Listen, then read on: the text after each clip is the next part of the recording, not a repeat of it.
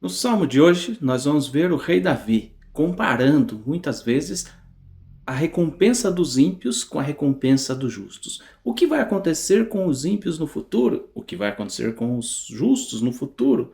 E ele mostra que aqueles que confiam no Eterno receberão uma recompensa, desfrutarão do bem, mas o ímpio sofrerá o mal.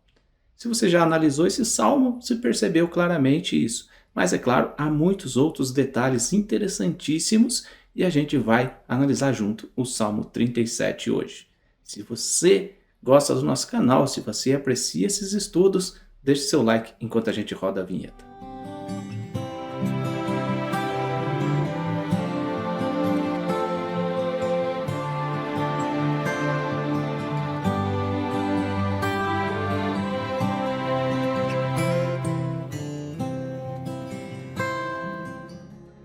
Olá meus amigos, Shalom Aleichem, sejam todos bem-vindos mais uma vez ao nosso canal. Nessa nossa playlist dos Salmos, nós temos analisado sob a ótica do Rabino Chaim Kanievsky, ele que foi um rabino muito influente em Israel nos nossos dias e faleceu recentemente aí. Bom, esse Salmo de número 37 traz para nós, como já falei, uma série de comparações entre o justo e o ímpio, a recompensa do justo e a recompensa do ímpio. Mas não é só isso. Quero começar mostrando para vocês algumas curiosidades dentro desse salmo. Você sabia que ele é basicamente uma continuação do Salmo 36? Nem sempre os Tehilim, nem sempre os salmos, eles estão conectados um com o outro. Mas o Salmo 37 parece que foi escrito na sequência, na continuação, no mesmo pensamento que Davi estava. Então ele foi considerado como uma continuação do Salmo 36.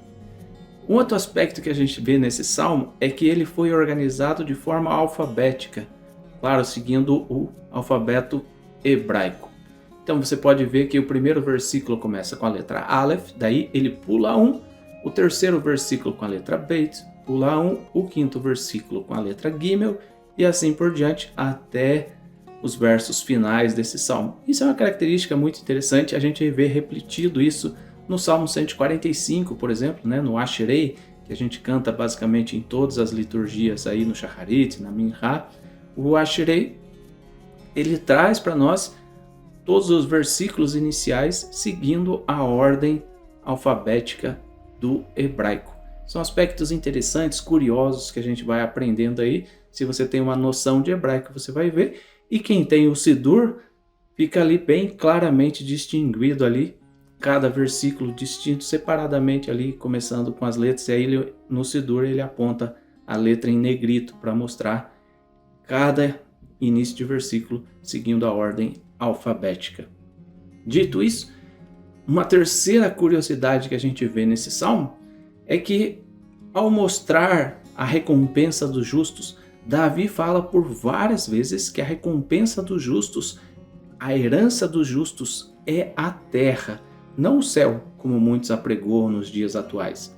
Dito isso, vamos analisar aí, de acordo com o Rabino Chaim Kanievsky, como eu já mostrei, nesse livro aqui, os seus conceitos dentro dos Salmos. E a gente tem, logo de cara, no terceiro versículo, algo muito precioso. O terceiro verso do Salmo 37 nos diz: confia no Senhor e faze o bem, habita na terra e alimenta-te da verdade. O que o Rabino Chaim Kanievsky nos diz aqui? Ele explica que, através de nós colocarmos a nossa confiança em Hashem e não na nossa própria força, a gente é capaz de ter sucesso nas nossas boas ações. Na segunda parte do verso, ele fala algo muito interessante. A segunda parte fala, alimenta-te da verdade. Ele explica que isso pode ser entendido como significando de que se deve desejar a fidelidade. Alimenta-te da verdade, em hebraico também é alimenta-te da fidelidade. Não apenas se alimentar da verdade, mas deixar-se nutrir de fidelidade. Como é que a gente faz isso? A cada dia, quando a gente descobre o quanto é precioso sermos fiéis ao próximo, sermos fiéis ao cônjuge e sermos fiéis a Deus principalmente, isso traz para nós uma recompensa muito grande. No fim das contas, pessoas infiéis acabam agindo com falsidade. Não raras vezes mentem para si mesmos, julgando-se como se fossem justos, como se fossem eles os tzadikim. Aquele que recebe seus nutrientes através de atos que atestem a sua fidelidade, certamente não vai encontrar motivos para mentir, mas isso vai desenvolver cada dia mais a sua confiança no Eterno. Pode ver, pessoas que confiam em Deus, colocam as suas vidas na mão do Eterno, eles não encontram razão para mentir. Por que eu vou mentir? Por que eu vou ser infiel? Por que eu vou ser infiel a Deus? Eles não cogitam essa possibilidade na sua mente.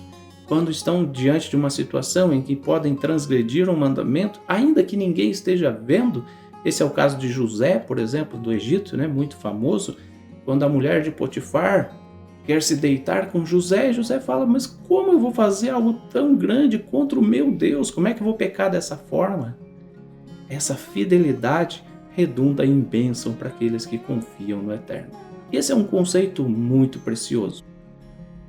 Um outro aspecto muito interessante desse verso é que pela primeira vez a gente vê Davi aqui falando sobre o conceito da terra. Habita na terra, ele fala. Habita na terra e alimenta-te da verdade. Ora, tem como o homem habitar em outro lugar?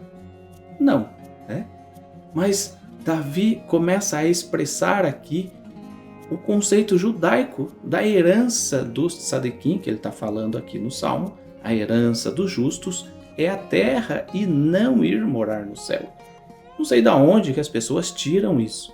Baseado numa distorção de um versículo do Novo Testamento, baseado em distorções, as pessoas acreditam naquilo que não está escrito na Bíblia, porque elas querem acreditar nisso, obviamente, né?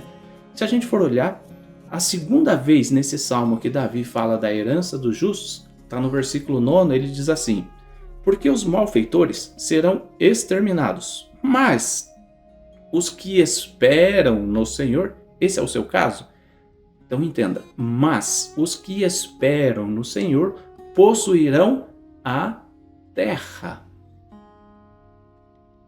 Aqui a gente vê que não apenas os que esperam no Senhor receberão como herança a terra, mas que os ímpios serão exterminados. Os malfeitores serão exterminados. Da onde? Da terra, porque obviamente não existe nenhum malfeitor no céu. Os ímpios, os malfeitores serão exterminados, mas os que esperam no Senhor possuirão a terra. Isso está de acordo com o que diz seu filho Salomão lá em Provérbios capítulo 2, versículo 21 e 22, ele deixa claríssimo. Porque os retos habitarão a terra e os íntegros permanecerão nela. Mas os perversos serão eliminados da terra e os aleivosos serão dela desarraigados. O que é desarraigados? Arrancados com raiz e tudo. Mas o que é aleivoso? Bom, vamos olhar no dicionário, né?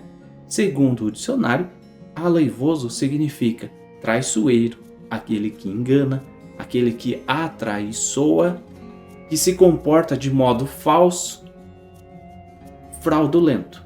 Basicamente, uma fraude, uma mentira. E aí vemos que o mentiroso é equivalente ao infiel.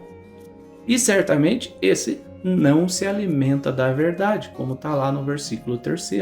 Olha que interessante essa conexão muito grande, né?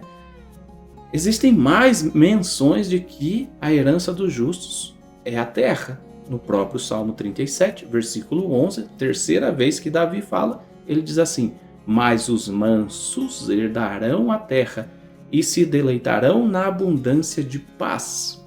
Chegará o dia em que a terra gozará paz, e os justos, os mansos, os salvos, herdarão a terra. Isso também está escrito nas palavras do próprio Rabi Yeshua lá no Novo Testamento, em Mateus capítulo 5, quando ele fala que os mansos herdarão a terra. Percebam que, historicamente, judaicamente, essa é a promessa para aqueles que servem a Deus. Mas Davi ainda fala de novo, versículo 22, aqueles a quem o Senhor abençoa possuirão a terra. E para concluir mais uma vez dentro desse mesmo Salmo 37, versículo 29, Davi fala assim: os justos herdarão a terra e nela habitarão para sempre. O que é para sempre? Ah, não, é até Jesus voltar. Não. Então, estaria escrito diferente o Salmo. Mas, na verdade, Davi traz uma convicção de que, na vinda do Mashiach, ele estabelecerá o seu reino na terra. O reino de Mashiach será na terra, quando os justos habitarão em paz. E os ímpios? Bom, os ímpios vão ser arrancados com raiz e tudo. Essa é a crença judaica. Isso é o que está escrito na Bíblia. Fora disso, claro, são invenções de outros povos. E a gente não tem que ficar justificando. Uma coisa que eu sempre falo para as pessoas é que a gente não entra em debates. Se a pessoa acredita que vai morar no céu, que vai morar em Marte, que vai morar em Saturno, isso não nos é relevante de forma alguma. Eu acredito na Bíblia, no que a Bíblia diz. E a Bíblia diz que os mansos herdarão a terra e se deleitarão na abundância de paz. Agora vamos voltar naquilo que nos diz o Rabino Chaim Kanievsky em suas considerações dentro do Salmo 37. No versículo 21, ele diz assim: o ímpio pede emprestado e não paga. O justo, porém, se compadece e dá. Bom, aqui Chaim Kanievsky vai fazer uma dissertação acerca do ímpio que não paga os seus empréstimos. E eu já falei sobre isso, a gente tem aulas sobre educação financeira no nosso canal. Se você quiser assistir, eu vou deixar aqui no card especificamente a aula em que a gente fala que aquele que não paga é ladrão e ímpio diante de Deus. Tá? Você precisa entender um pouco mais sobre isso, né? Não tome empréstimo se você não tiver condição de pagar. Mas o tema não é esse aqui. E Chaim Kanievsky traz uma abordagem acerca de um conceito não judaico, mas de um conceito que se infiltrou, infelizmente, em boa parte do judaísmo, que é o conceito da reencarnação. Muitas pessoas acreditam em reencarnação, e isso veio de períodos de paganismo, desde o Império Grego, que esteve dominando sobre Israel e sobre o mundo, mais ou menos 200, até o ano 160 antes da Era Comum. Depois veio o Império Romano, que também assimilou parte da cultura grega e dessa crença da reencarnação. E isso, infelizmente, ocupou a mente de boa parte dos judeus. Se você ler o livro de Macabeus, por exemplo, você vai ver que ali fala dos judeus helenistas, que aceitaram os conceitos dos deuses gregos. Bom, vamos ver o que o Chaim Kanievsky fala a respeito, e aí a gente vai tecer comentários dentro disso. O livro nos fala que quando o Rav Chaim Kanievsky ele era mais jovem, ele atendia a um kolel, a uma reunião de estudos de Talmud, de Torá, enfim. Ele atendia nesse kolel e foi dada a ele a responsabilidade do Gemar, né, das arrecadações da sinagoga. E essa arrecadação, esses valores que eram arrecadados, eles serviam para emprestar às pessoas pobres que pagariam aquele empréstimo sem juros. Da forma que pudessem, eles pagariam, mas não seria cobrado deles juros. Bom, Chaim Kanievsky cuidou zelosamente dessa parte por um tempo, até que as suas atribuições foram aumentando e ele passa para seu filho essa responsabilidade de cuidar dos empréstimos. E aí ele fala para o seu filho, ele dá um conselho para ele: revise as contas. Qualquer empréstimo que você acha que a pessoa não vai pagar, que não tem chance de ser pago por aquela pessoa, pague com o meu dinheiro pessoal. Uau! Parece que Chaim Kanievsky ele era um grande tzadik de fato, mas ele assumia a dívida de outras pessoas. Por que ele estava fazendo isso? E aí ele explica que o fundo contém dinheiro de tzedakah. Aquele fundo que eles administravam era dinheiro de tzedakah e ele não podia perdoar empréstimos de pessoas, porque o dinheiro não era dele. No entanto, ele não queria que as pessoas ficassem devendo dinheiro. Por quê? existe uma história do Arizal em que Rabino Chaim Kanievsky estava muito atento a essa história. E ele fala assim: assim como um devedor inadimplente deve reencarnar, olha só o conceito da reencarnação aqui, deve reencarnar retornando a este mundo para pagar o que deve, assim também o credor deve retornar à terra para receber o que lhe é devido. Então, o que é isso? Chaim Kanievsky nos explica que toda vez que você pega um empréstimo de alguém, você está vinculado com essa pessoa. E se durante a vida você não foi capaz de pagar aquele empréstimo, você vai reencarnar para pagar. Só que, obviamente, aquela pessoa também morre e ela reencarna para receber. Então a sua alma estaria ligada daquela pessoa. Eu digo mais uma vez, esse não é um conceito que nós acreditamos. Nós não cremos na reencarnação. Se você quiser saber mais, existe um vídeo, vou deixar aqui no card, um vídeo em que a gente faz um estudo sobre a ressurreição dos mortos. Esse sim é um conceito bíblico desde os tempos de Torá até os dias atuais. Rambam Maimônides escreve entre os 13 princípios fundamentais da fé judaica: eu creio com fé completa que haverá a ressurreição dos mortos, não a reencarnação. Tá? A ressurreição haverá. Quando? Quando for do agrado do Criador, na vinda do Mashiach. Mas isso vou deixar aqui no card para você assistir numa outra hora.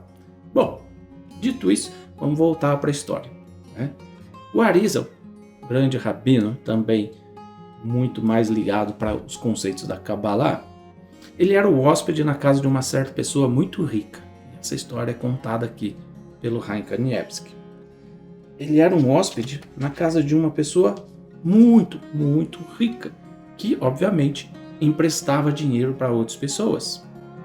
De repente, o Arizal pediu para ver os estábulos lá onde ficavam os animais daquele senhor muito rico.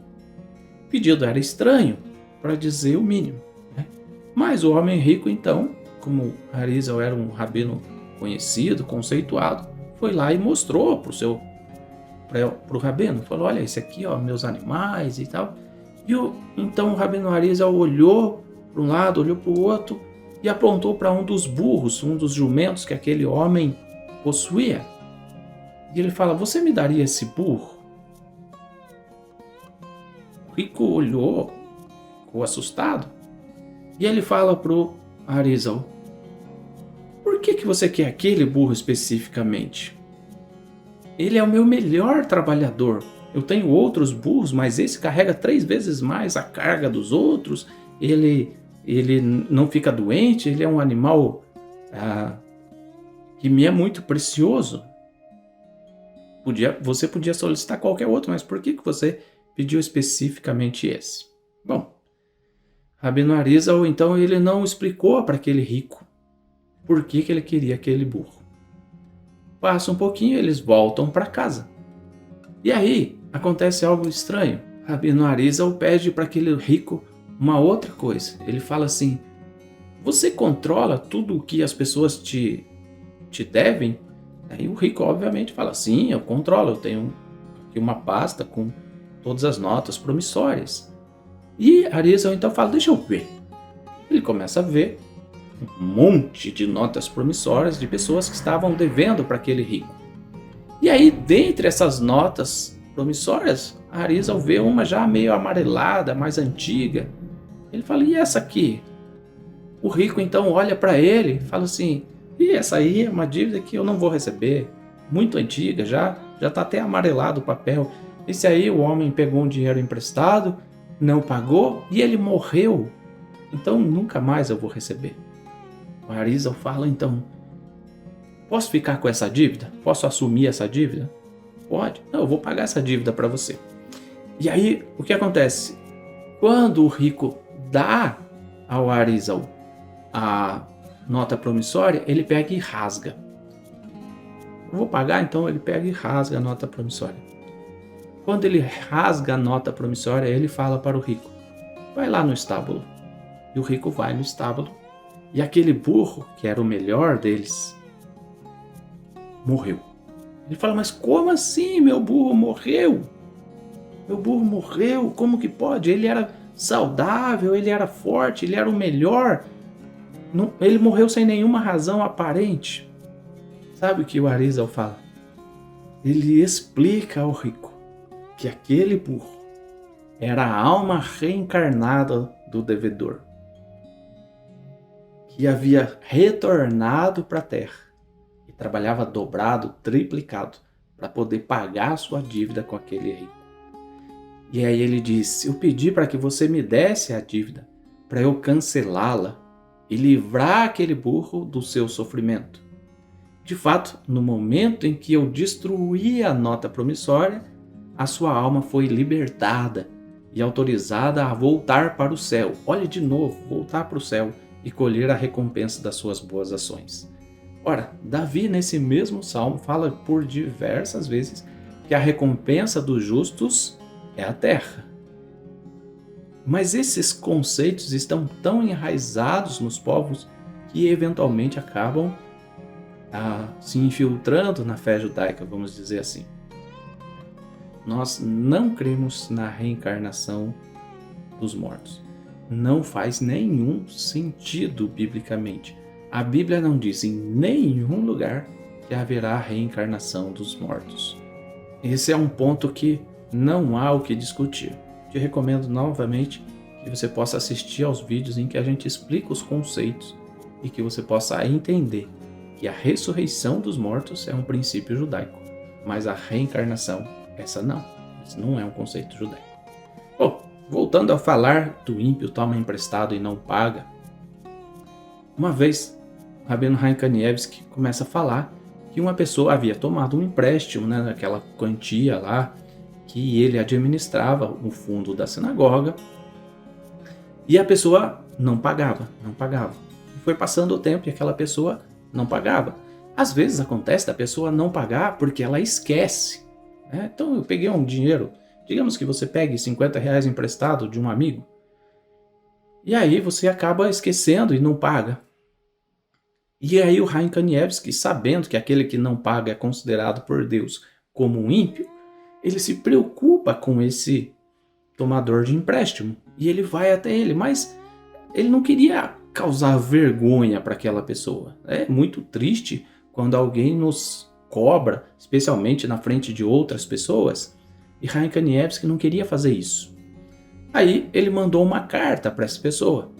Ele falou assim, a Mishnah, Tratado Talmúdico de Pirkei Avot, no capítulo 2º, se você não tem o Talmud, obviamente a maioria das pessoas não tem acesso ao Talmud, mas qualquer pessoa que tenha esse Sidur aqui, o Sidur da editora Sefer, que você pode comprar aí no site da Judaica, tá? judaica.com.br, esse Sidur aqui, dentre as muitas outras vantagens, ele traz para nós o Tratado Talmúdico de Pirkei Avot. E na página 426, ele traz para nós essa Mishnah que o Chaim Kanievsky mencionou na carta. Eu vou ler para vocês. A Rabban Yohanan lhes disse, observai qual é o bom caminho ao que se deve apegar o homem. O Rabi Eliezer diz, um bom olho. O Rabi Yehoshua diz, um bom companheiro. O Rabi Yossi diz, um bom vizinho. O Rabi Shimon diz, aquele que prevê o que vai acontecer. E o Rabi Elazar diz, um bom coração. Disse-lhe o mestre, prefiro as palavras de Elazar ben Arach às vossas, pois nelas estão contidas todas as vossas. Rabi Elazar, então, ele fala, um bom coração, é o caminho que o homem deve seguir. E aí, no Mishnah de número 14, capítulo 2 de Pirkei Avot, diz assim, ele lhes disse também, a continuação, observai qual o mau caminho que o homem deve se afastar. Rabi Eliezer diz, um mau olho. Rabi Yehoshua diz, um mau companheiro. Rabi Yossi diz, um mau vizinho. E o Rabi Shimon diz, aquele que toma emprestado e não paga. Tanto faz se toma emprestado do homem ou de Deus. Pois foi dito, o ímpio toma emprestado e não paga. O justo é compassivo e dá. Rabi Elazar diz, um mau coração. Bom, e aí ele diz, prefiro as palavras do Rabi Elazar, pois nelas estão contidas todas as outras. Olha só, o Talmud nos diz fazendo menção desse verso que o ímpio toma emprestado e não paga. Mas aqui está relacionado com o quê? Com um mau olho. E aí o Rabino Chaim Kanievsky usa essa parte da Mishnah para lembrar aquele devedor. E aí ele lista muitas coisas, ele fala dessa Mishnah, né? Ele fala assim, a Mishnah no Pirkei Avot capítulo 2, a Mishnah número 13 e 14, lista muitos bons caminhos que uma pessoa deve escolher e as suas contrapartes, mau caminho, dos quais a pessoa deve se afastar, obviamente. A maioria dessas coisas é complementar. É um bom coração versus um mau coração, um bom amigo versus um mau amigo. O oposto do bom caminho, de ver o resultado das próprias ações, né? Esse é um bom caminho, ver o resultado das próprias ações. No entanto, esse oposto é pegar emprestado e não pagar. O que esses dois caminhos têm a ver? Então, é o bom amigo, mau amigo. Bom caminho, bom coração, mau coração. Aí, ver o resultado das ações está conectado com pegar emprestado e não pagar. O que tem a ver uma coisa com outra? Chaim Kanievsky estava tentando mostrar que uma pessoa que pega emprestado e não paga é como alguém que não enxerga. Na teoria, um míope. Já que quando ele se encontrar nessa necessidade outra vez de tomar emprestado, ele não vai encontrar ninguém para emprestar dinheiro para ele, porque ele não paga. E ele não vai enxergar que é um erro dele. Ele vai falar, não, as pessoas não querem mais emprestar. Ele não vai enxergar, não vai ser capaz de enxergar. E aí, o texto do livro aqui nos conta que, Baruch Hashem, a pessoa entendeu o recado do Rabino Chaim Kanievsky e foi lá e pagou aquilo que devia. Bom, esses são os comentários do Rabino Chaim Kanievsky dentro do livro. Eu quero dizer para vocês mais uma vez, esse Salmo 37, ele é muito precioso para todos nós. Ele traz conceitos muito relevantes. Ele faz a comparação entre o tzadik e o rachá, entre o justo e o ímpio, entre o bom e o mal. Então, quais são os pontos principais desse salmo que a gente analisou hoje? O primeiro deles, confia em Deus. Confia em Deus.